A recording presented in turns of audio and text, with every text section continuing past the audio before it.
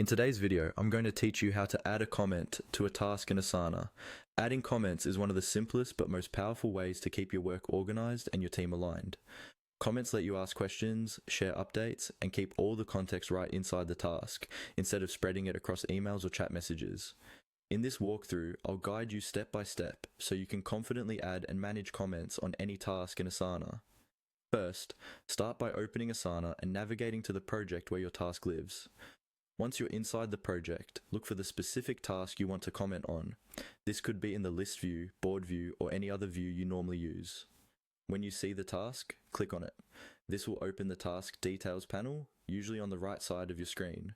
You should now see all the task information, such as the title, assignee, due date, and any existing description or subtasks. With the task details open, the next thing you need to do is scroll down within that task panel.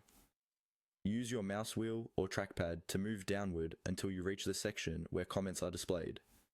This is typically located below the task description and any subtasks or attachments. As you scroll, you might notice previous activity, like status changes or earlier comments from your teammates.